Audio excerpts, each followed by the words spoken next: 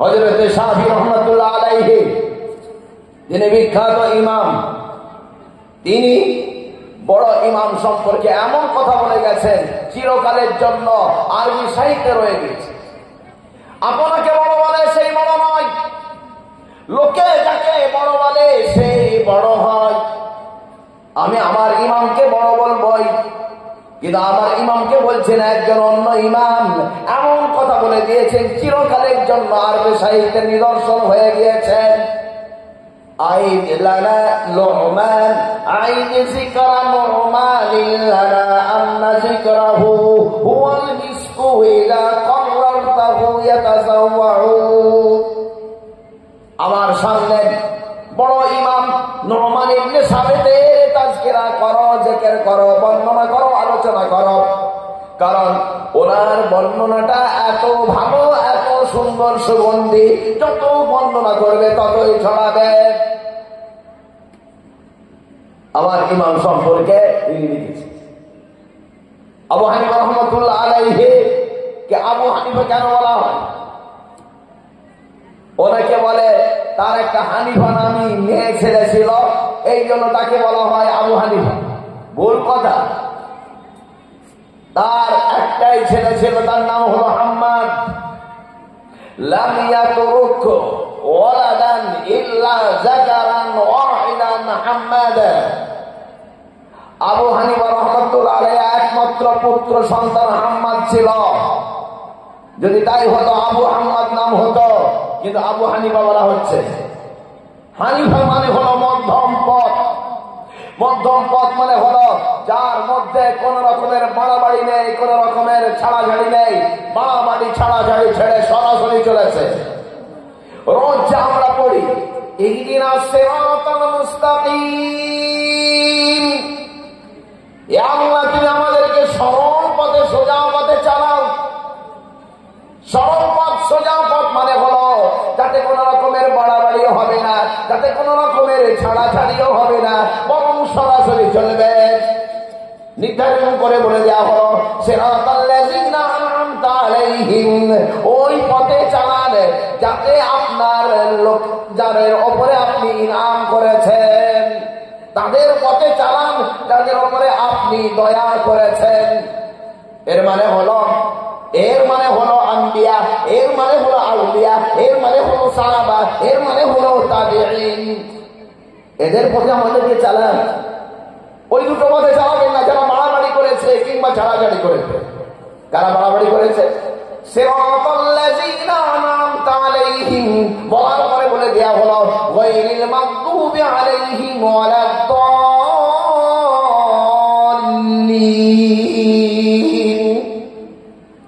অভিশপ্তদের পথে চালাবেন না, গোমরাহদের পথে চালাবেন না। এই অভিশপ্ত হলো ইহুদি, যারা ধর্মের মধ্যে বাড়াবাড়ি করেছিল। গোমরাহ মানে হলো নাসারা, যারা ধর্মের মধ্যে ছাড়াছাড়ি করেছিল। ধর্মে বাড়াবাড়ি চলবে না, ধর্মে ছাড়াছাড়ি চলবে না, সরাসরি চলতে হবে। আবু হানিফা রাহমাতুল্লাহ আলাইহি তিনি একটা মধ্যম পন্থা অবলম্বন করেছিলেন, এই জন্য তাকে বলা হয় আবু হানিফা। হানিফা মানে হলো কি? সোজা সরল, যার ভিতরে কোন রকমের বাড়াবাড়ি নেই, যার ভিতরে কোন রকমের ছাড়াছাড়ি নেই, বরং সরাসরি আছে। আবু মানে এখানে বাপ নয়, আবু মানে হলো অলা। হানিফা মানে হলো সোজা, সোজা পথ, মধ্যম পথ, যাতে কোনো বাড়াবাড়ি নেই, ছাড়াছাড়ি নেই। ইহুদিদের মতন বাড়াবাড়ি নেই, আর খ্রিস্টানদের মধ্যেও ছাড়াছাড়ি নেই। বেদাতীরা বাড়াবাড়ি করেছে, আর বেদাতীদের এক অংশ ছাড়াছাড়িও করেছে। বেদাতি দুটোই, প্রেসার যদি হাই হয়ে যায় ওটাও প্রেসার, প্রেসার যদি লো হয়ে যায় ওটাও প্রেসার। প্রেসার হাই হলে ওটাও প্রেসার, প্রেসার লো হলে ওটাও প্রেসার, দুটোই প্রেসার। যদি কেউ বাড়িয়ে দেয় ওটাও বেদাত, যদি কেউ কমিয়ে দেয় ওটাও বেদাত, দুটোই বেদাত। বাড়ানোও চলবে না, কমানো চলবে না, সরাসরি চলতে হবে। আবু হানিফা রাহমাতুল্লাহ আলাইহি সরাসরি চলেছে। তার হাদিসের সংখ্যা অনেকে বলেন তার কোনো হাদিস নেই। কলম পত্রিকায় ছাপানো হয়েছে, বিভিন্ন পত্রিকায় ছাপানো হয়েছে, আরো ভূখণ্ডে জেদ্দায় তার অবদান নিয়ে সেমিনার করা হয়েছে। সেমিনার করে সেখানে পৃথিবীর সমস্ত আলেমরা একযোগ হয়ে বলেছেন, তার একখানা নয় দুখানা নয়, হাদিসের কিতাবের সংখ্যা 1000-এর বেশি।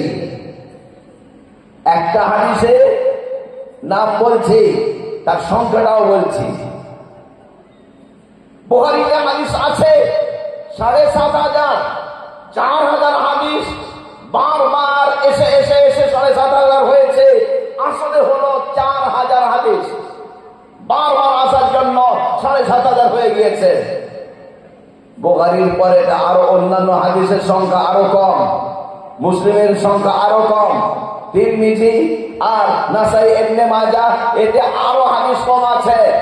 সব থেকে বেশি হাদিসের সংখ্যা এই 66টার মধ্যে বুখারী, সেখানে আছে 7,563টা হাদিস আছে, কিন্তু মূলত 4,000। একটা কিতাবের নাম শুনুন, কিতাবটার নাম হলো আল মাওসুআতুল হাদিস লিমারবিয়াতিল ইমাম আবি হানিফা। আল মাওসুআতুল হাদিসিয়াতু লিমারবিয়াতিল ইমাম আবি হানিফা, এর ভিতরে 10,587টা হাদিস আছে। 10,500-এর বেশি হাদিস রয়েছে তাতে। আর এটা একটা কিতাবের যদি এই অবস্থা হয়, তবে 999টা যে আরো হাদিস আছে তার অবস্থা তবে কি হবে? আবু হানিফা রাহমাতুল্লাহ আলাইহি ইমামদের ইমাম, মুহাদ্দিসদের ইমাম। বুখারী রাহমাতুল্লাহ আলাইহি শিক্ষকের নাম ইহয়া ইবনে মাঈন, তার শিক্ষকের নাম হলো আবু ইউসুফ রাহমাতুল্লাহ আলাইহি, তার শিক্ষকের নাম হলো আবু হানিফা রাহমাতুল্লাহ আলাইহি। ওদিন দিয়ে বললেন আবু হানিফার ছাত্রদের নাম হলো আবু ইউসুফ রাহমাতুল্লাহ আলাইহি, তার ছাত্রদের নাম হলো ইহয়া ইবনে মাঈন, তার ছাত্রদের নাম হলো হযরতে বুখারী রাহমাতুল্লাহ আলাইহি। মুসলিম রাহমাতুল্লাহ আলাইহি, তার ওস্তাদের নাম হলো ইহয়া ইবনে মাঈন, তার ওস্তাদের নাম হলো আবু ইউসুফ রাহমাতুল্লাহ আলাইহি, তার ওস্তাদের নাম হলো হযরত আবু হানিফা রাহমাতুল্লাহ আলাইহি। মুসলিমও হচ্ছে আবু হানিফা রাহমাতুল্লাহ আলাইহির শাগির্দের শাগির্দ, ছাত্রের ছাত্র।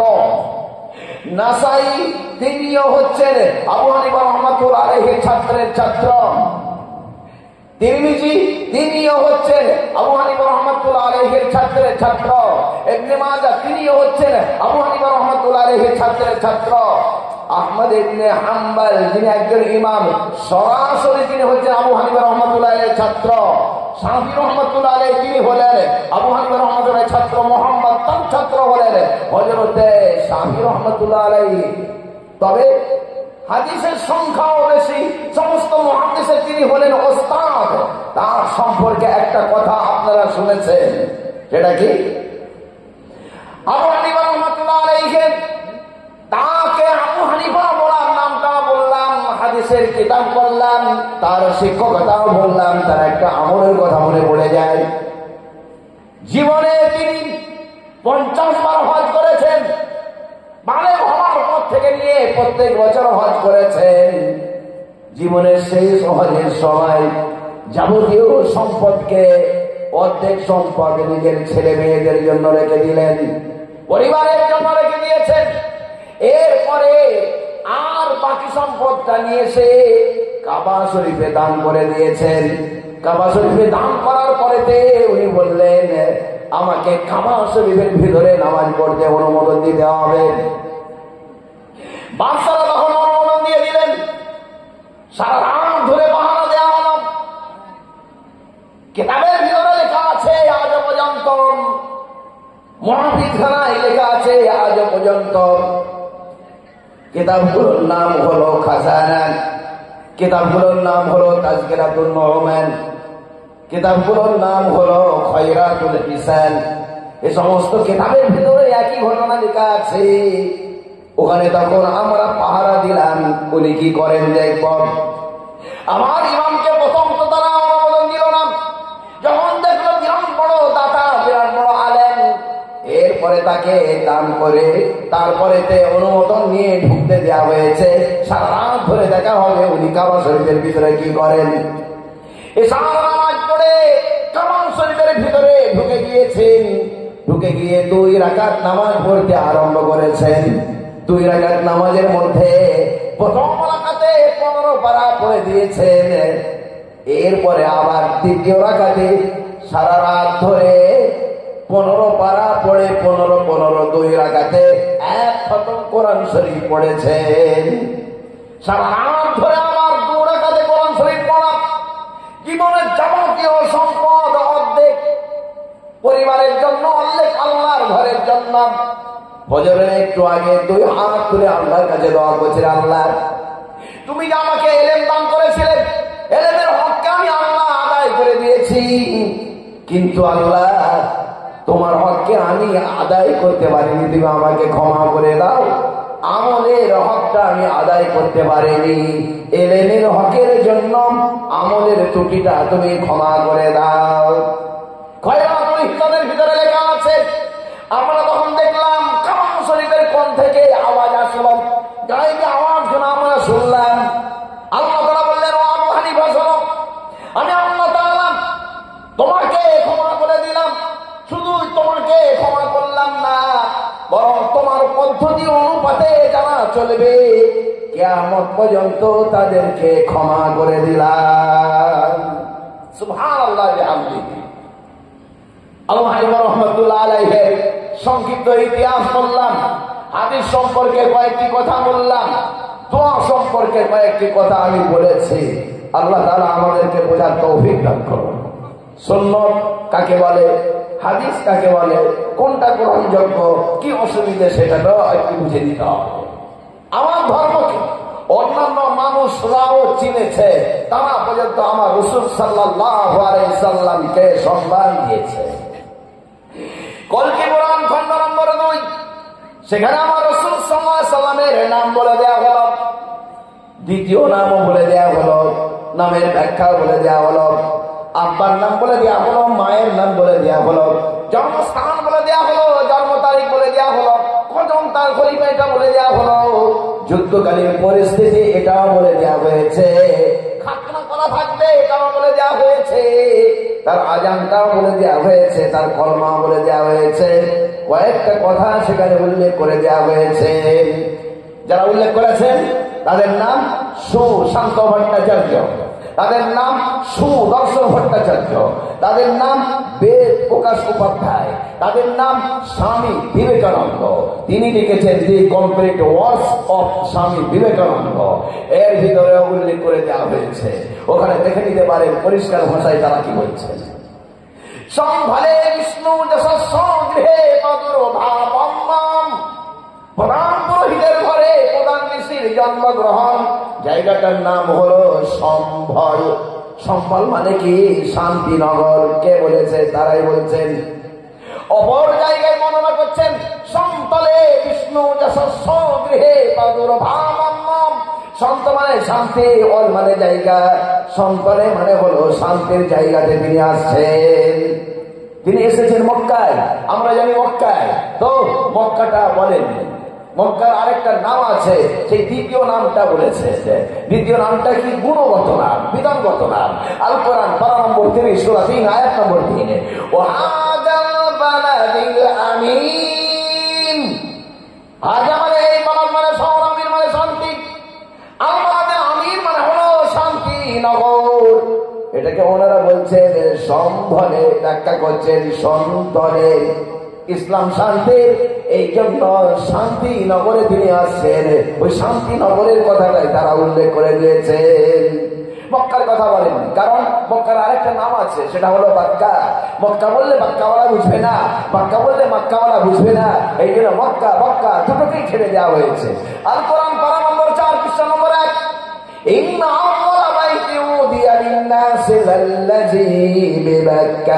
সর্বপ্রথম গৃহ নির্মাণ করা হলো, জায়গাটার নাম হলো মক্কা। মক্কা বললে মক্কাওয়ালা বুঝবে না, মক্কা বললে মক্কাওয়ালা বুঝবে না, এই জন্য মক্কা মক্কা দুটোই ছেড়ে দিয়ে বিধানগত বলে দেওয়া হয়েছে। কিয়ামত পর্যন্ত এটা কেউ পাল্টাতে পারবে না। মক্কা পাল্টে দেওয়া যায় মক্কা দিয়ে, মক্কা পাল্টে দেওয়া যায় মক্কা দিয়ে।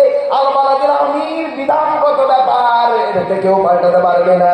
বিধানটা হলো মান দাখালাহু কানা আমিনা, যে ব্যক্তি এর ভিতরে প্রবেশ করবে সে শান্তি মসজিদের ভিতরে প্রবেশ করবে তাকে কোনোদিন কিছু বলা যাবে না।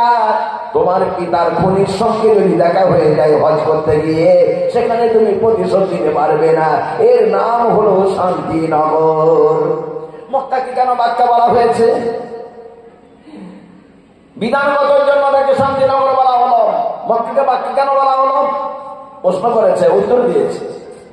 ম আর ম একই জায়গা থেকে উচ্চারণ হয়, দুই ঠোঁট, এই জন্য এখান থেকে দুটো ঠোঁট থেকে উচ্চারণ হওয়ার জন্য পার্থক্য একটু হয়ে যায়, নামাজ যেন হয়ে যায়, এই জন্য এটা করা হয়েছে।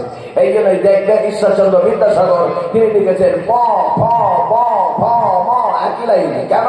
এই একই জায়গা থেকে উচ্চারণ হয়, দুই ঠোঁট থেকে উচ্চারণ হয়। ভারতবর্ষে একটা দেশ ছিল, একটা শহর ছিল বাণিজ্যনগর, ওই জায়গাটার নাম হলো বোম্বাই, বর্তমান নাম হলো মুম্বাই। বালটাদের মশাই উনি করেছেন বোম্বাইকে মুম্বাই। আমার আল্লাহ তাআলা বহুদিন আগেই করেছেন মক্কাকে মক্কা, মক্কাকে মক্কা। আর বুঝবে না বলে ঋষি মনীষীগণ 5000 বছর আগে তারা লিখে দিয়েছেন কি মরুস্থল নিবাসীদের বড় জায়গার নাম বলে দাও। আলমালাদের অমিত যদি না বুঝে আসে, শান্তিনগর যদি না বুঝে আসে, বড় জায়গাটার নাম বলে দাও। বড় জায়গার নামও বলে দেওয়া হলো নিপশ্চৈব মহাদেবং মরুস্থল নিবাসীদের। তিনি হবেন মরুভূমির বাসিন্দা। আরব ভূখণ্ডকে তারও নাম পাল্টে দেওয়া হবে। হিজাজকে পাল্টে দেওয়া হলো আরব, আরবকে পাল্টে দেওয়া হলো সৌদি আরব। আল মামলাকাতুল আরাবিয়াতুস সাউদিয়া এটাও পাল্টে যাবে, জাজিরাতুল আরব নাম রাখা হবে। এইভাবে যদি নাম যদি পাল্টে যায়, কামটা তবে কেমন করে চলবে? কাম চালানোর জন্য বলে দেওয়া হলো ভৌগোলিক অবস্থান, যাতে করে কেউ না বলতে পারে। ভৌগোলিক অবস্থানকে উল্লেখ করে দেওয়া হলো, সেখানে বলা দেওয়া হলো মরুস্থল নিবাসীরে, মরুভূমির তিনি হবেন বাসিন্দা, মরুভূমির তিনি বাসিন্দা হবেন, এই কথা বলে দেওয়া হলো। মরুভূমিকে কেউ পৌঁছাতে পারবে না। ছোট জায়গার নামও বলা হলো, বড় জায়গার নামও বলা হলো, যাতে করে কারোর অসুবিধা যেন না হয়ে যায়। রাসূলুল্লাহ সাল্লাল্লাহু আলাইহি সাল্লামের আব্বার নাম মায়ের নাম, এটাও উল্লেখ করা আছে। সোমতাং বিষ্ণু যশস্য গর্ভ মা ধত্ত বৈষ্ণবম। সো মানে শান্তি, মাতাং মানে দায়নি, সোমাতাং মানে হলো শান্তি দায়নি। মায়ের নাম হলো আমিনা, আমিনা মানে হলো শান্তি দায়নি। আমিন ইসমে ফাইলের সিগা মানে শান্তিদায়ক, স্ত্রীলিঙ্গ আমিনা শান্তি দায়নি। 1 বছর স্ত্রীলিঙ্গ, এটাকে ওনারা বলছেন সুমাতাং, 1 বছর স্ত্রীলিঙ্গ শান্তি দেয়নি। আব্বার নাম বলা, আব্বার নাম বলে দেওয়া হলো আব্দুল্লাহ। দুখানা শব্দ আছে, আব্দুত আল্লাহ। আব্দ মানে ইবাদতকারী, উপাসনাকারী, দাস, জপকারী। আল্লাহ মানে আল্লাহ, আব্দুল্লাহ মানে হলো আল্লাহর দাস, আল্লাহর ইবাদতকারী, আল্লাহর উপাসনাকারী, আল্লাহর জপকারী। এটাকে ওনারা বলছে বিষ্ণু যশস্য গর্ভ মান ধত্ত বৈষ্ণবম। বিষ্ণু মানে ভগবান, যশস্ব মানে জপকারী। বিষ্ণু যশস্ব মানে ভগবানের জপকারী। আর বিদে যাকে বলা হলো আব্দুল্লাহ, সেটাকে ওনারা বলেছেন বিষ্ণু যশস্ব। এটাকে বলা হয় মোজাব আর মোজাব ইলাই, সন্ধি যুক্ত। ওনারা বলেছেন সন্ধি ছেদ করলে দুখানা শব্দ বেরিয়ে আসে।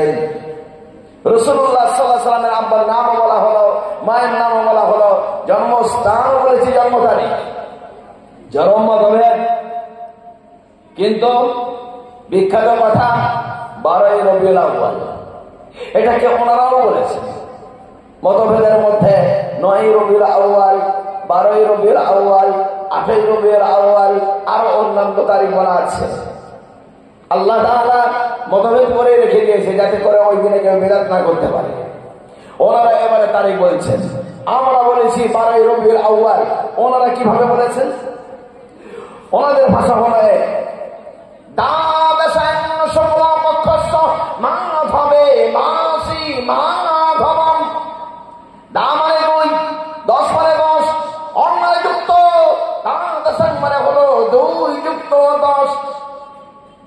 ইসনা মানে 2, আশারা মানে 10, ইসনা আশারা মানে হলো 2 যুক্ত 10, একই কথা। ওনারা বলেছেন দাদাসান, আমরা বললাম যে ইসনা আশারা ক্যালেন্ডারে লেখা আছে দোয়াজ দেন, এটা হলো ফার্সি ভাষা। দো মানে 2, আজ মানে হইতে, তা মানে 10, অম মানে যুক্ত, দোয়াজ দেন মানে হলো 2 যুক্ত 10। ইংরেজিতে কি বলে 11, 12, ওখানেও দেখবেন 2 শব্দ আছে, 11 লাগিয়েছে, 12 না 2 যুক্ত 10, ওই কথাই বলছে। এখানেও তাই, দাসান 2 যুক্ত 10, আরবিতেও তাই, ইসনা আশারা 2 যুক্ত 10, আর ফার্সিতে 2 যুক্ত 10, সবাই বলছে 12। কোন 12 খুলে বলো? 12 একটাই না, একটা নয়, 2 12। কেমন করে দেখেন, ছেলেরা পড়ে 1 চন্দ্র 2 পক্ষ, মানে এটা কি? একটা চাঁদ আছে 30 দিনের, 2 পক্ষ আছে 15 দিনের, 15 দিনের প্রথম 15তে একটা 12 আসবে, দ্বিতীয় 15তে আবার একটা 12 আসবে। 16 তারিখে 16 বলা হবে না, বলা হবে 1, 17কে বলা হবে 2, এইভাবে 27 তারিখে বলা হবে 12। তো কোন 12 খুলে বলো? চাঁদকে 2 ভাগে ভাগ করা হলো, চাঁদের 30টা তারিখে 2 ভাগে কেন? প্রথম 15 তারিখে চাঁদের আলো থাকে, এই জন্য একে বলা হয় শুক্লপক্ষ। দ্বিতীয় তারিখে চাঁদের আলো থাকে না, এই জন্য একে বলা হয় কৃষ্ণপক্ষ। কৃষ্ণপক্ষের 12 তারিখ মানে হলো 27 তারিখ, আর শুক্লপক্ষের 12 তারিখ মানে হলো প্রথম 12। এটাকেই ওনারা বলছেন, আমরা যে প্রথম 12 বলেছি এটাকেই ওনারা বলছেন দ্বাদশাং শুক্লপক্ষ। 12 তারিখে দিনে আসছেন, শুক্লপক্ষে দিনে আসছেন, সাদা পক্ষে দিনে আসছেন, প্রথম পক্ষের মধ্যে দিনে আসছেন। 12 তারিখ সাদা পক্ষ, প্রথম পক্ষে দিনে আসছেন। মনে পড়ে গেল, আলোর সঙ্গে আলোর সম্পর্ক থাকে, এই জন্য একটা কথা মনে পড়ে গেল। হযরতে আবু বকর সিদ্দিক রাদিয়াল্লাহু আনহু তিনি বলছেন, আমি সিরিয়ায় গিয়েছিলাম, সিরিয়ায় গিয়ে আমি ঘুমিয়ে গেলাম। হুজুর সাল্লাল্লাহু আলাইহি সাল্লামের বয়স তখন 30। তাকে কেউ চেনে না, জানে না নবী হিসাবে, তাকে জানে আল আমিন হিসাবে, একজন ভালো মানুষ, আমানতদার, বিশ্বাসযোগ্য। তার কাছে রাখা হবে টাকা পয়সা, তার কাছে যাওয়া হবে বিচার করার জন্য। হুজুরের বয়স তখন 30, 40 বছর বয়সে মানুষ তাকে নবী হিসাবে চিনেছে। এই 30 বছর বয়স যখন, তখন আমি সিরিয়ায় গিয়ে ঘুমন্ত অবস্থায় দেখলাম একখানা আলো কাবা শরীফে এলো, এরপরে আমার বাড়িতে, এরপরে অন্যান্য বাড়িতে প্রবেশ করেছে। স্বপ্নের ব্যাখ্যা জানার জন্য আমি গেলাম একজন পাদ্রী মহাশয়ের কাছে। তৎকালীন জামানায় ইহুদিদের ধর্মযাজক ছিল, তার কাছে স্বপ্নের ব্যাখ্যা জানতে গেলাম। তিনি বললেন, আমি এটার উত্তর দিতে পারি, কিন্তু আপনি 10 বছর কাউকে বলবেন না, চুপ করে থাকবেন। ঠিক আছে, বলুন এর ব্যাখ্যা কি? পাদ্রী মশাই বললেন, আপনাদের গ্রামে একজন মোহাম্মদ বলে কেউ জন্মগ্রহণ করেছেন? আমি বললাম হ্যাঁ। আর আব্বার নাম কি আব্দুল্লাহ? বলে হ্যাঁ। মায়ের নাম কি আমিনা? আমি বলে হ্যাঁ। আপনার নামটা আপনি বলেননি, আমি পাদ্রী বলে দিচ্ছি, আপনার নাম কি আবু বকর? আমি তখন বললাম হ্যাঁ, ব্যাপারখানা কি? পাদ্রী মহাশয় বললেন, আপনি যে আলোটা দেখেছেন, আলোটা অন্য কিছুই নয়, এই আলোটা হচ্ছে হযরতে মুহাম্মদ সাল্লাল্লাহু আলাইহি সাল্লামের ইসলামের ঈমানের আলো। কাবা শরীফে এসেছে, এর মানে হলো মক্কায় তিনি এসে গিয়েছেন। আপনার বাড়িতে প্রবেশ করছে, এর মানে হলো আপনি হবেন প্রথম মুসলমান, এবং তারপরে খলিফা। অন্যান্য বাড়িতে প্রবেশ করছে, এর মানে হলো গোটা ভূখণ্ডে ইসলামের আলোয় আলোকিত হয়ে যাবে। যেখানকার স্বপ্ন সেখানে রেখে দিয়ে চলে যান, কাউকে আপনি বলবেন না। আমি আপনাদের জিজ্ঞাসা করলাম, পাদ্রী মহাশয় এসব কেমন করে বলছেন? পাদ্রী তখন বললেন, একটু আগে আমি পড়ছিলাম তাওরাতের ভিতরে লেখা আছে, যিনি হবেন শেষ নবী, তার যে খলিফা হবেন, সব নামগুলো তিনি একটা স্বপ্ন দেখবেন, একজন পাদ্রী মহাশয় ব্যাখ্যা করবেন। ও আবু বকর, শুনে রাখুন, আপনি বলেন সে আবু বকর, আর আমি বললাম সে পাদ্রী। আগামী 10 বছরে যদি আমি বেঁচে থাকি, আমিও তার ইসলাম খানাকে কবুল করে নেব। যেখানে চলে যান।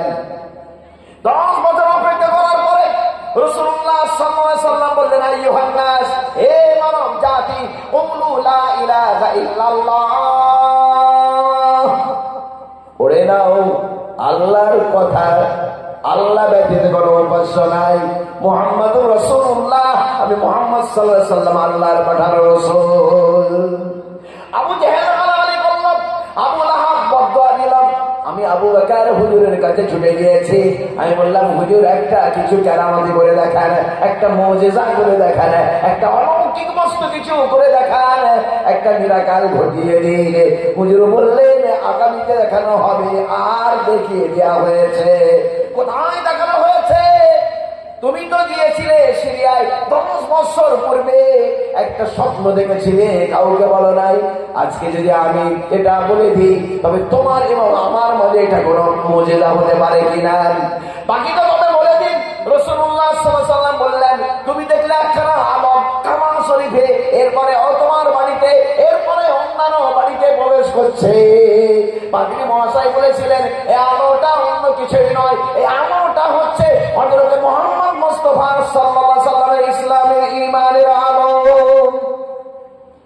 হযরত আবু বকর সিদ্দিক রাদিয়াল্লাহু আনহু রাসূলুল্লাহ সাল্লাল্লাহু আলাইহি ওয়াসাল্লামকে জড়িয়ে ধরেছেন, আরবের প্রথা অনুপাতে কপালে চুমা দিচ্ছেন আর কলমা পড়ছেন, আশহাদু আল্লা ইলাহা ইল্লাল্লাহ ওয়া আশহাদু আন্না মুহাম্মাদান আবদুহু ওয়া রাসূলুহু। আমি সাক্ষ্যদান করি মুহাম্মদ সাল্লাল্লাহু আলাইহি ওয়াসাল্লাম আল্লাহর পাঠানো রাসূল। আমি সাক্ষ্যদান করি মুহাম্মদ সাল্লাল্লাহু আলাইহি ওয়াসাল্লাম আল্লাহর পাঠানো রাসূল। আমি সাক্ষ্যদান করছি আল্লাহ ব্যতীত কোনো উপাস্য নমস্য পূজ্যারত কেউ নাই। আলোর সঙ্গে আলোর সম্পর্ক আছে, এই জন্য আমি এটা বললাম। ইমানের সঙ্গে আলোর সম্পর্ক আছে, জ্ঞানের সঙ্গে আলোর সম্পর্ক আছে। আলের মানুষ মাদ্রাসা এটা হচ্ছে নূরের জায়গা। আলের মানুষ আলো একটা, এলেমকে নূর বলা হয়েছে, এটা একটা আলো, জ্ঞানের আলো, ইমানের আলো দেখানো হয়েছে। আলোর সঙ্গে আলোর সম্পর্ক আছে, এলেমের সঙ্গে আলোর সম্পর্ক আছে। রাসূলুল্লাহ সাল্লাল্লাহু আলাইহি ওয়াসাল্লামের ঈমানের সঙ্গে আলোর সম্পর্ক আছে। এই জন্য সেখানে দেখিয়ে দেওয়া হয়েছে সম্ভলে সন্তলে শুক্ল পক্ষ সাদা পক্ষে তিনি আসবেন, কৃষ্ণ পক্ষে তিনি আসবেন না। শুক্ল পক্ষেই তাকে দেখিয়ে দেওয়া হয়েছে আলোর সঙ্গে আলোর সম্পর্ক আছে। আবু বকর সিদ্দিক রাদিয়াল্লাহু আনহু এইভাবে ইসলাম পেয়েছেন। ওমর রাদিয়াল্লাহু আনহু কিভাবে স্বপ্ন পেলেন? তার স্বপ্নটা কি? স্বপ্ন দলিল নয়, কিন্তু স্বপ্ন সহযোগী। আবু বকর সিদ্দিক রাদিয়াল্লাহু আনহু তিনি স্বপ্ন দেখেছিলেন, তারপরে তিনি আগে থাকতে বুঝতে গিয়েছিলেন ইসলাম আসছে। ওমর রাদিয়াল্লাহু আনহু তিনিও স্বপ্ন দেখেছিলেন। গেজারের গল্প মনে করবেন না?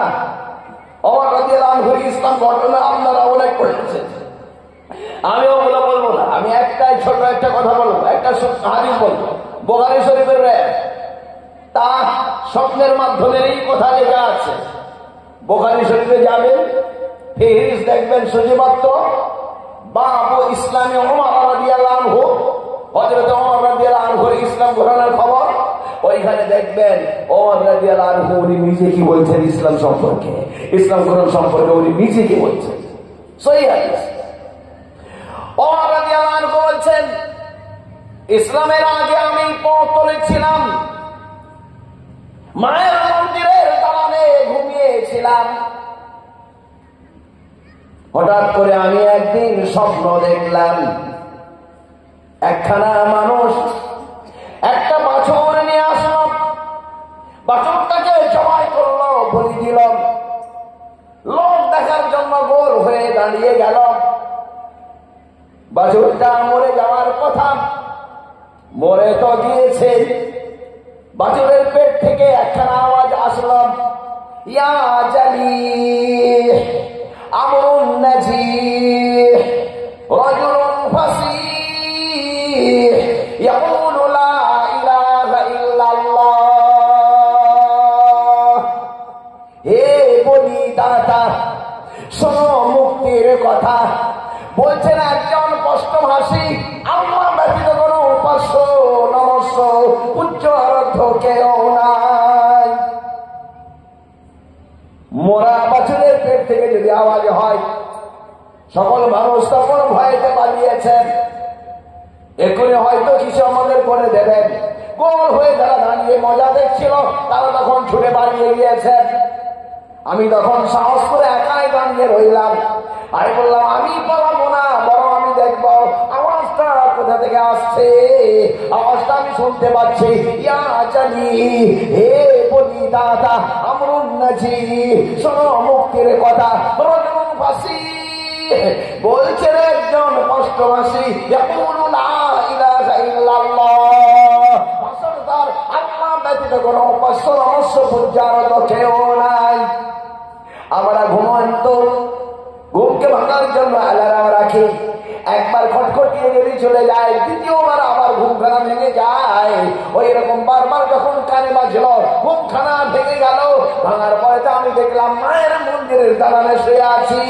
তখনই আমি বুঝতে পেরে গিয়েছি ইসলামের এবারে প্রকাশ হবে, পৌত্তরিকতা বিজয় হবে। এক আল্লাহর কথা বলবেন, স্পষ্টভাষী যিনি হলেন হযরত মুহাম্মদ সাল্লাল্লাহু আলাইহি সাল্লাম। বন্ধু আমার, দোস্ত আমার, বুখারী শরীফের রিওয়ায়াত দেখে নিতে পারেন। আগিয়ে চলুন, রাসূলুল্লাহ সাল্লাল্লাহু আলাইহি ওয়াসাল্লামের ভবিষ্যৎবাণী বহু কিতাবের ভিতরে আছে, তাদেরকে স্বপ্নের মাধ্যমে দেখানো হয়েছে। আবু বকর সিদ্দিক রাদিয়াল্লাহু আনহুকে স্বপ্নের মাধ্যমে দেখানো হলো, ওমর রাদিয়াল্লাহু আনহুকে স্বপ্নের মাধ্যমে দেখানো হলো। ঋষি মনীষীগণ তাদেরকে ধ্যান যোগে জানিয়ে দেওয়া হয়েছে। ভারতবর্ষে ৫,০০০ বছর আগে যে সমস্ত গীতার ভিতরে উল্লেখ করে দেওয়া হয়েছে, প্রকাশ্যে বলে দেওয়া হয়েছে, তারা গোপন করে রেখে দিয়েছে। পারা নম্বর ২, পৃষ্ঠা নম্বর ২, ওরা সব জানে, জানার পরে গোপন করে রেখে দেয়। আল্লাযীনা আতাইনাহুমুল কিতাব, যাদেরকে অন্যান্য ধর্মগ্রন্থ দেওয়া হয়েছে, বেদ হোক, তাওরাত হোক, ইনজিল হোক, ত্রিপিটক হোক, বাইবেল হোক, দীঘানিকায় হোক, সেন্টারিস্ট হোক, ওল্ড টেস্টামেন্ট হোক, রিকসাম যদি অতর্ব যাই হোক না কেন, সমস্ত ধর্মগ্রন্থওয়ালারা ইয়ারিফুনাহু, রাসূলুল্লাহ সাল্লাল্লাহু আলাইহি ওয়াসাল্লামকে চিনতে পেরে যায়। কামা ইয়ারিফুনা আবনাআহুম, যেমন করে দুনিয়ার মানুষ তার সন্তানকে চিনতে পেরে যায়। কেনার পরে তো হবে না, তারা গোপন করে রেখে দিয়েছে। দুনিয়ার মানুষকে তারা জানতে দেয় না। যারা জেনেছে তারা মৌলানাকে দেখে চেনেননি, তারা কোন মাদ্রাসার মুফতিকে দেখে চেনেননি, বরং তারা পাদ্রী পুরোহিতের কাছে, তাদের মন্দিরে, গির্জার ভিতরে, তাদের চার্চের ভিতরে রাখা আছে, তারা লিখিত ভাবে পেয়েছে, তবেই তারা গ্রহণ করে নিয়েছে। আর কোরআন পারা নম্বর ৯, আল্লাহ তাআলা বলেন আল্লাযীনা ইয়াত্তাবিউনা রাসূলান নাবিয়্যাল উম্মিয়াল্লাযী ইয়াজিদুনাহু মাকতুবান ইনদাহুম ফিত তাওরাতি ওয়াল ইনজিল, তাওরাত ইনজিলের ভিতরে তারা লিখিত ভাবে পেয়েছেই বলে তবেই তারা রাসূলুল্লাহ সাল্লাল্লাহু আলাইহি সাল্লামকে গ্রহণ করে নিয়েছে। আসো হিন্দু, আসো মুসলমান, আসো বৌদ্ধ, আসো খ্রিস্টান, নিয়ে আসো হাদিস কোরআন, নিয়ে আসো বেদ কোরআন, নিয়ে আসো তাওরাত ইনজিল, নিয়ে আসো ভগবত কোরআন, ভবিষ্য কোরআন, সবগুলো নিয়ে আসো। একদিন আমরা আলোচনা করে দেখবো রাসূলুল্লাহ সাল্লাল্লাহু আলাইহি সাল্লামের কথা কিভাবে লিখে দেওয়া হয়েছে। রাসূলুল্লাহ সাল্লাল্লাহু আলাইহি সাল্লামের জন্মস্থান বললাম, জন্ম তারিখ বলে দিয়েছি, জন্ম তারিখে দুখানা তারিখ বলেছে, শুক্লা পক্ষ 12 তারিখ, সাদা পক্ষে চাঁদের তারিখে সূর্যের দুখানা তারিখ উল্লেখ করে দেওয়া হলো। মাধবে মাসি মাধবম, বসন্তকালের প্রথম মাসে দিনে আসছে। ঋতু 12খানা মাস, ঋতু বললে প্রথম মাস না দ্বিতীয় মাস জিজ্ঞাসা হবে। দেখুন ওখানেও বলে দেওয়া হলো গ্রীষ্ম, বর্ষা, শরৎ, হেমন্ত, শীত, বসন্ত, 6 ঋতু, 6খানা ঋতু আছে, 12খানা মাস আছে, এক একটা ঋতুর জন্য 2টো করে মাস আছে। ওনারা বলছেন মাধবে মাসি মাধবম, বসন্তকালের প্রথম মাসে দিনে আসছেন। আমাদের মাসের নাম হলো রবিউল আউয়াল, রবি মানে বসন্তকাল, আউয়াল মানে প্রথম, জুমাদাল উলা, জুমাদাল উখরা, রবিউল আউয়াল, রবিউল সানি, একটা করে ঋতু, 2টো করে মাস। রবিউল আউয়াল মানে বসন্তকালের প্রথম মাস, রবিউল সানি মানে হলো বসন্তকালের দ্বিতীয় মাস, জুমাদাল উলা, জুমাদাল উখরা, একটা করে ঋতু, 2টো করে মাস বলা হয়েছে, যেটাকে আরবিতে বলা হলো মাধবে মাসি মাধবম, সেটা ওনারা বলেছেন। আরবির নাম হলো রবিউল আউয়াল, আর তাদের ভাষা হলো মাধবে মাসি মাধবম, বসন্তকালের প্রথম মাসে তিনি আসছেন। আজকে তারিখটা বললেই হবে না, আজকে তারিখ বলতে হবে, মাসের নাম বলতে হবে, বছরের নাম বলতে হবে, 3খানা সংখ্যা দিয়ে আজকে তারিখ কমপ্লিট হয়। ওই রকমই তারা বলছেন আমরা 4খানা বলে দিলাম, সূর্যের 2খানা, চন্দ্রের 2খানা, এইরকম তারিখ কেন বলা হলো না? উত্তর উত্তর যদি হয়, তবে শোনার প্রশ্ন যদি হয় উত্তরখানা শুনে নিলে। যদি এইরকম তারিখকে চান, তখন কোনো ক্যালেন্ডার ছিল না। 5000 বছর আগে কোনো ক্যালেন্ডার ছিল না। আরবি ক্যালেন্ডারের বয়স হলো 1446, বাংলা ক্যালেন্ডারের বয়স হলো 1431, আর ইংলিশ ক্যালেন্ডারের বয়স হলো 2025। 2025-এর আগে কোনো ক্যালেন্ডার ছিল না। না থাকার জন্য সমস্ত ক্যালেন্ডারের পিতার মাতা ছিল সূর্য চন্দ্র। সারা দুনিয়াতে টাঙিয়ে দেওয়া হয়েছে, 1 বছরের জন্য নয়, কিয়ামত পর্যন্তর জন্য টাঙিয়ে দেওয়া হয়েছে। এখান থেকে দুখানা 4খানা তারিখকে উল্লেখ করে দেওয়া হয়েছে। হুজুর সাল্লাল্লাহু আলাইহি ওয়াসাল্লামের জন্ম তারিখকে বলে দেওয়া হলো, জন্মস্থান বলেছে। রাসূলুল্লাহ সাল্লাল্লাহু আলাইহি ওয়াসাল্লামের কজন খলিফা? 4 জন খলিফা, আবু বকর, ওমর, ওসমান, আলী রাদিয়াল্লাহু আনহু।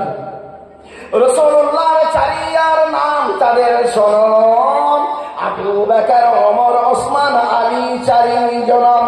কলকি বুরান খন্ড নম্বর 2, শ্লোক নম্বর 5। চতুর্ভি ভাতিভি এবং কারিস্বামী কলিক খয়াম। চতুর মানে 4, ভাতি মানে খলিফা, কারিস্বামী এমন একজন বিশেষ, কলিক খয়াম কলি মানে যুগ, মানে শেষ যুগে বিশেষ যখন আসবেন তার 4 জন খলিফা থাকবেন। কোন দেবদেবীর 4 জন খলিফা নাই। ব্যতিক্রম হলেন হযরত মুহাম্মদ সাল্লাল্লাহু আলাইহি সাল্লাম, তার কেবলমাত্র 4 জন খলিফা রয়েছে। কজন খলিফা এটা বলে দেওয়া হলো। তিনি যুদ্ধ করলে কি হবে? আকাশ থেকে ফেরেশতা নামিয়ে দেওয়া। তিনি যুদ্ধ করবেন, কি হ্যাঁ, কেন? মুসলমান হওয়া তাহলে উড়িয়ে দেওয়া এই জন্য না, মুসলমান হওয়া তাহলে উড়িয়ে দেওয়া এই জন্য নয়, বরং তিনি দেশ দশের জন্য, আবার বিদ্যা বনিতার জন্য, শিশু বৃদ্ধ নারীর জন্য তিনি রাষ্ট্র কায়েম করেছেন। তিনি হিংসা করেননি। নিজের নিরাপত্তার অভাবে প্রিয় মাতৃভূমি মক্কাকে ছেড়ে হিজরত করে চলে গিয়েছেন। জায়গাটার নাম হলো ইয়াসরিব। ইয়াসরিব নামটা এখনো ক্যান্সেল হয়নি। ইয়া আহলা ইয়াসরিব লা মুকামা লাকুম।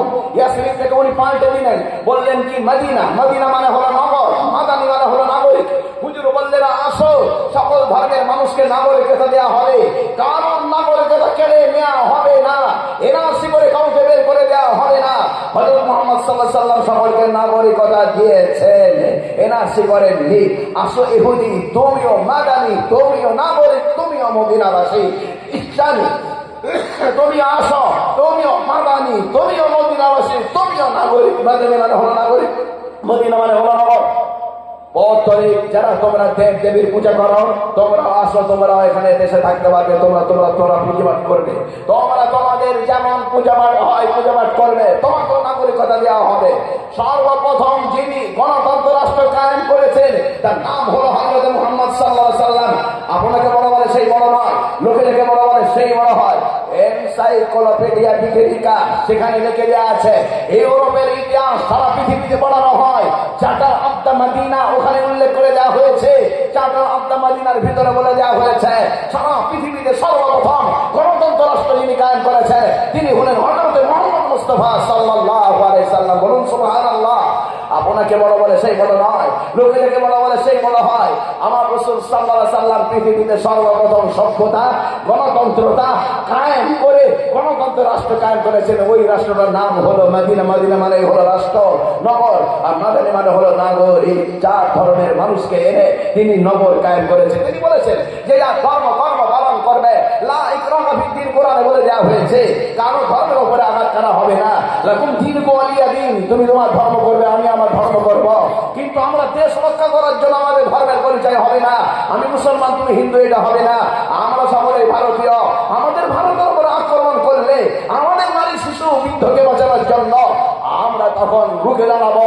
আমাদের পরিচয় হবে আমরা ভারতীয়, আমরা দেশবাসী, এই পরিচয় হবে। মক্কার লোকেরা যখন হামলা করে দিল, ইহুদি কেটে পড়ল, খ্রিস্টানরা কেটে পড়ল, পৌত্তলিক চলে গেল, মুসলমান একা হয়ে গেল। মুসলমান তখন মাত্র 313, এটাই বিখ্যাত। 315, 317, 319 রেয়াত আছে, কিন্তু বিখ্যাত হলো 313। তাও আবার 17ই রমজান, বদরের ময়দান, পেটের ভিতরে খিদে, পেটের বাইরে পাথর বেঁধে, নিরস্ত্র খালি হাতে আল্লাহর জন্য দাঁড়িয়ে দিয়েছেন। দেশকে বাঁচাতে হবে, দশকে বাঁচাতে হবে। আল্লাহ রাসূল সাল্লাল্লাহু আলাইহি ওয়াসাল্লাম সিজদায় পড়ে গিয়েছেন। সিজদায় পড়ে বলছেন, আল্লাহ তোমার কি অন্তর চাইছে তোমার নাম আর নেওয়া হবে না?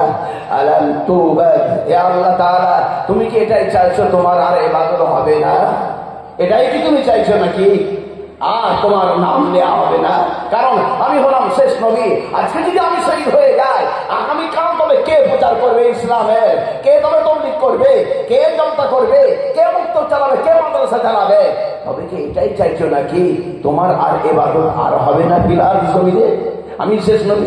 অন্তরটা চাইছে আমার অন্তর চায় আল্লাহ তোমার রাস্তায় আমি শহীদ হব, আবার আমার জীবন দেওয়া হবে। একখানা নয়, দুখানা নয়, 100 বার যদি আমার জীবন দেওয়া হয়, 100 বার যদি আমি শহীদ হয়, তুমিও আমি আশা রাখবো আবার তোমার রাস্তায় আমি শহীদ হয়, আবার আমাকে জীবন দেওয়া হোক। কিন্তু বারবার তো দেওয়া হবে না। অন্তরের ইচ্ছা আছে, এই অন্তরের ইচ্ছার জন্য ওই জায়গাকে পৌঁছে দেওয়া হবে। ভালো করে শুনুন, বুঝে নিন। আপনি মরবেন কোথায়? আপনি যখন মায়ের পেটে ছিলেন তখন লিখে দেওয়া হয়েছে আমি মরবো কোথায়। আমি যখন মায়ের পেটে ওটা লিখে দেওয়া হয়েছে আমি মরবো কোথায়, ঘরে না চরে, কিসে মরব? কিন্তু আমি যদি নিয়ত করে নিই এই দিনের জন্য যদি আমার জীবন দিতে হয় তাকে আমি রাজি আছি। আল্লাহ তাআলা মান সাআল শাহাদাতা, যে ব্যক্তি আল্লাহর কাছে শাহাদাতের তামান্না করবে, মান সাআল আল্লাহ শাহাদাতা, আল্লাহর কাছে যে বলবে আল্লাহ তুমি আমাকে শহীদি নসিব করো, বেকলবে সিদকি, সত্য অন্তরে, বাল্লাগাহুল্লাহু মানাজিলা শুহাদা, আল্লাহ তাআলা তাকে শহীদের মর্যাদা দান করবে। ওয়ালাউ মা তাআলা ফিরাশিহি, যদিও সে মৃত্যুবরণ করে তার বিছানায়, তকদিরে লেখা আছে বিছানায় মরবে, কিন্তু নিয়ত করেছে ইন্নামাল আমালু বিন্নিয়াত, নিয়তের জন্য তাকে আমলের বদলা দেওয়া হবে। মুসলমান জওয়ান, তবে ইসলামের জন্য এই নিয়ত আমরা করে নিই, জীবন দিতে রাজি আছে, আমরা ইসলামের কোনো অঙ্গ ছাড়বো না, বলুন ইনশাআল্লাহ। আল্লাহ তাআলা আমল করার তৌফিক দান করুন। নিয়তটা করে নিতে কোনো অসুবিধা নেই, নিয়ত করতে কোনো টাকা লাগবে না, কিছু লাগবে না, শুধু অন্তরের নিয়তটার নাম হলো এত বড় মর্যাদা। সুতরাং রাসূলুল্লাহ সাল্লাল্লাহু আলাইহি ওয়াসাল্লাম তো চাই বলছেন, এই আল্লাহ তুমি কি চাইলে তোমার আর ইবাদত হবে না? আমি 313 নিরস্ত্র আর 17ই রমজান বদরের ময়দানে পেটের ভিতরে খিদে, পেটের বাইরে বাইরে বেঁধে পড়ে গিয়েছি, ওদের নর্তকী গুলো গাইছে, ওদের জন যুবক জীবনা জোগাচ্ছে, ওরা তীর তলোয়ার নিয়ে এসেছে, আমাদের 3 গুণ, আমরা 313, ওরা 1000, আমাদের 3 গুণ। ওদের যুবক গুলো ছুটে আসছে তীর তলোয়ার নিয়ে, ওদের যুবতী গুলো তাদেরকে আবার পাম দিচ্ছে, হাওয়া দিচ্ছে, ওদেরকে স্পিড জোগাচ্ছে, ওরা গাইছে, নাচছে আর বলছে প্রভাতী তারার দুলালি মোরা পুষ্প পেলম মুখ, গোলাপি রঙিন শিরিন সারাবে ভরা আমাদের বুক, কালো কুন্তলে কস্তুরী মাখা কণ্ঠে মুক্তামালা, খঞ্জন সমলিপ্ত চরণে নয়নে বহুনি জ্বালা, ও বিরোধন আগুয়ান রাখো স্বদেশের মান, বিজয়ীর দেশে ফিরে স্বদেশে দিব মিলন মালিকা তার, কাপড় সম পালাইয়া যদি আসো আমাদের মাঝে, ভিক্ষার দিব চিরদিন তরে মুখ ফিরাইব লাজে। ফুলের তারার মতো আমরা নাজুক, ফুলের পাপড়ির মতো আমাদের মুখ, কালো চুলে আতর লাগানো আছে, গলায় মুক্তার মালা আছে, স্তরে দুধ আছে, রংটা তার গোলাপি, স্বাদটা তার মধুর, পায়ে আছে ঘুঙুর, বাচ্চা ঝানক ঝানক। ওগো যুবক আগিয়ে যাও, ওদেরকে সাবাড় করে আসো, আমরা এই দেহ দিয়ে যাব, তোমরা ভর্তি করবে, অন্যথায় তোমরা যদি হেরে আসো তোমাদেরকে আমরা এই দেহ দেব না, বরং তোমাদেরকে লজ্জা জানাবো। একদিকে নর্তকীর নাচন চলে, অপরদিকে রসুলের কন্দন চলে। আল্লাহ তাআলা তখন বলে ও ফেরেশতা চলে যাও, ওরা আছে 1000, এই জন্য 1000 ফেরেশতা নিয়ে চলে যাও। আল কোরআন পারা নম্বর নয়, বিআলফি মিনাল মালাইকা, 1000 ফেরেশতা নামিয়ে দেয়া হলো। ওরা আছে মুসলমানের 3 গুণ, মুসলমান 300,000, ওরা আছে 1000, মুসলমানের 3 গুণ। এই জন্য ওদের 3 গুণ করার জন্য আরো 2000 নিয়ে চলে যাও। বিসালাসাতে আলাফিন মিনাল মালাইকা মুনজালিন, 3000 ফেরেশতা নামিয়ে দেয়া হলো। পারা নম্বর 4, রুকু নম্বর 4, মুসলমানরা কিভাবে থাকবে? 5 ভাবে থাকবে। সামনে একটা দল থাকবে, পিছনে একটা দল থাকবে, ডান দিকে একটা দল থাকবে, বাম দিকে একটা দল থাকবে, মাঝখানে আমার রাসূল থাকবে। অতএব 5000 ফেরেশতা নিয়ে চলে যাও। বিখমসাত আলাফিন মিনাল মালাইকা, 5000 ফেরেশতা নামিয়ে দেয়া হলো। মুকদ্দমা মুআক্খারা মাইমানা মাইসারা কলবে, আমার রাসূলকে আলাদা 1000 দিয়ে ঘিরে রাখবেন। এইভাবে সব আয়াতগুলো উল্লেখ করে দেওয়া হয়েছে।